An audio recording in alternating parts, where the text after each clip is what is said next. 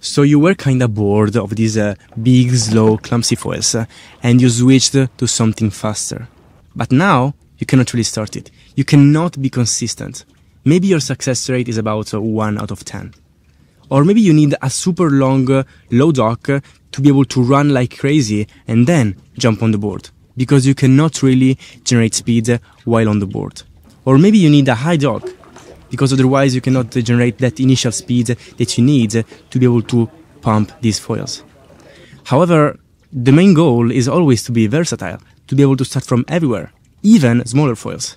So if that's you, then watch this video until the very end, because I'm going to reveal a bunch of tips and adjustments that you can implement right after this video that are going to help you to pick up speed on these small foils. I bet you that in 2 weeks from now, you can rock start or at least static start one of these smaller, faster foils. I'm gonna use the Karve 1450 from Ketos, which is not necessarily the fastest wing in the market, but that's not really the purpose of this wing.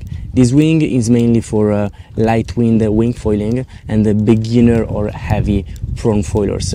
However, I absolutely love the way it pumps and carves. I really feel connected with the water. I'm pretty sure that if you've tried the smaller foils, you know what I mean. The surface area of this front wing is 1,450 square centimeter. However, it's pretty thin. That's why it is not that easy to start, especially from a static position and from a low position. So the first thing that you have to consider is, of course, the size of the foil, because you cannot jump from a 2,000 square centimeter foil to a 1,000 square centimeter foil right away. It's too big of a jump. You're not gonna do it. You need to go step by step. You need to lower the size, in my opinion, by about 300 square centimeter at a time. Of course, as I mentioned, the thickness is important as well, but just keep in mind that you don't want to make a huge jump between foils. Then there are a bunch of things that you have to change in your technique.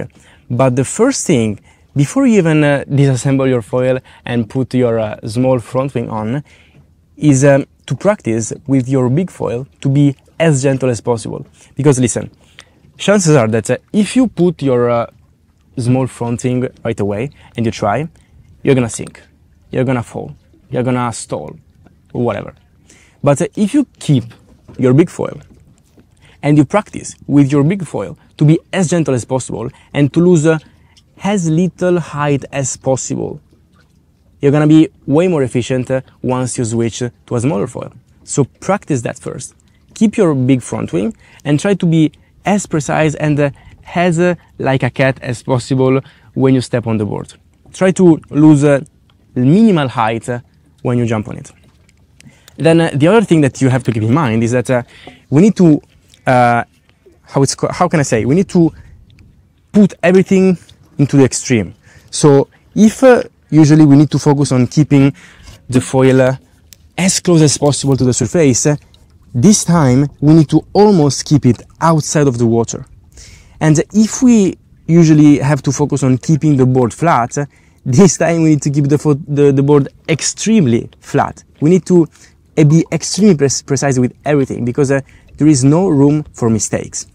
And the other little tip is to gain more, I don't know how you call this, you have to charge it a bit more. Right?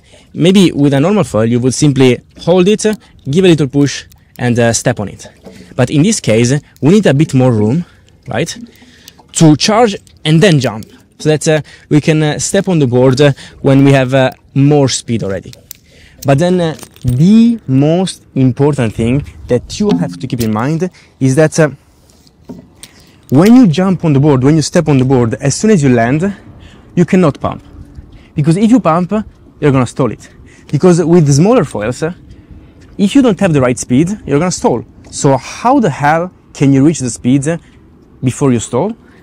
You have to keep your board as flat as possible. You have to give quick, gentle pumps with the board as flat as possible to pick up that speed, and then, only then, you can get into the normal pumping movement and you can give deeper pumps, which is essentially what these foils which is essentially the technique that you have to use with these foils. So how you pump a board while keeping it flat? Well, you have to only use your back leg essentially. You have to smash with your back leg right on top of the mast, boom, boom, boom, to bounce a couple of times with the board flat, and then you can get into the normal pumping and you can use both legs evenly. I'm gonna show you in a sec. I don't want to fall too many times in this disgusting water, so I'm gonna try my best.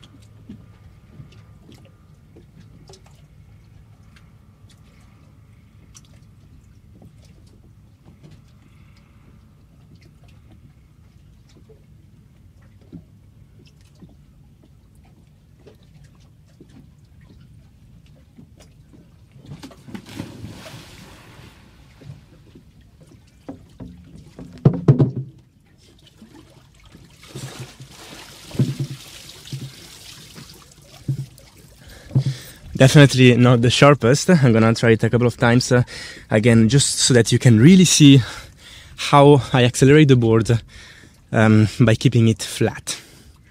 And another thing that I forgot to mention, which is very, very important, is that you look forward. Before stepping on the board, so when you're still on the dock or on the rock, don't look at the board. At the beginning, you wanna look in the position, in the spot where your front foot should land, because that's gonna be easier to coordinate the movement. But chances are that if you're switching to a smaller foil, you already know how to position your feet in the right spot. So this time, try to look forward, to be already in the pumping movement. This way is gonna be easier to step further away from the dock and to land on the board with more speed. So keep that in mind as well.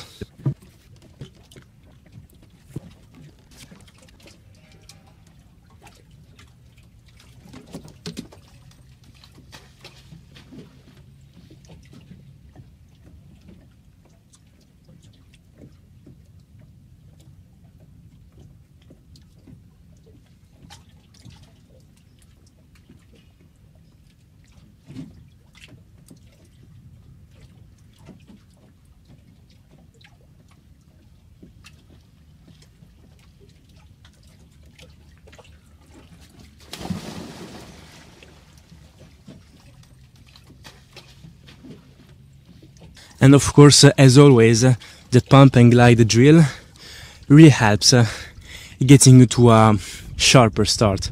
Because if you understand how to gain back height and speed when you're almost stalling, and you practice that over and over, multiple times on a single launch, then I'm gonna be way sharper in the start.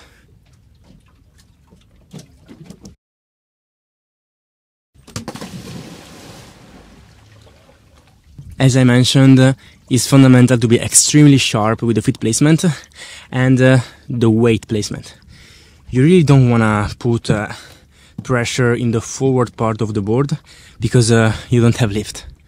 You really have to stay with your weight on the mast, and then only after you pick up some speed you can make this more natural weight shift that you are normally doing when you're pumping.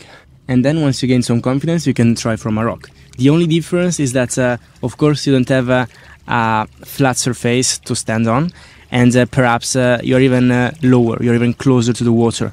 And on top of that, maybe you don't have a lot of room to charge the push, the initial push.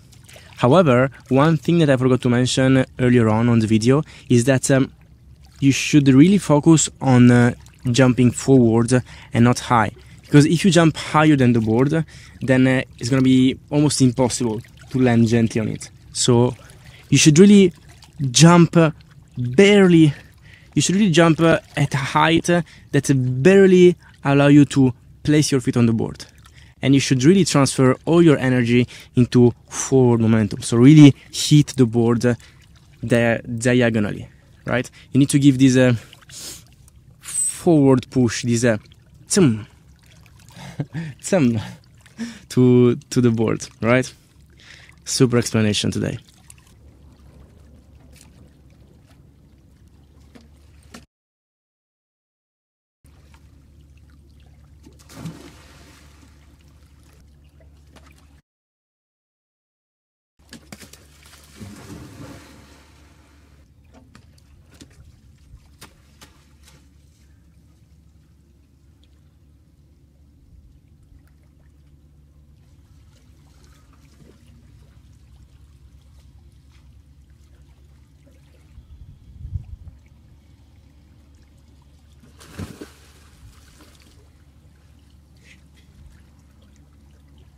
Now you have all you need to go there and start a small foil, unless you need a small foil, because if you need one, I would actually recommend this one. If you are into wing foiling and prone foiling and pump foiling. So if you want a wing that you can use for light wing foiling, or maybe you're getting started with surf foiling and at the same time you still want to pump for quite a good distance, then you should try to have a look at Ketos website. The link is in the description. And as you probably know, if you use the code Ketos Guide 24 at checkout, I'm gonna get a small commission that would really help the channel. Thank you.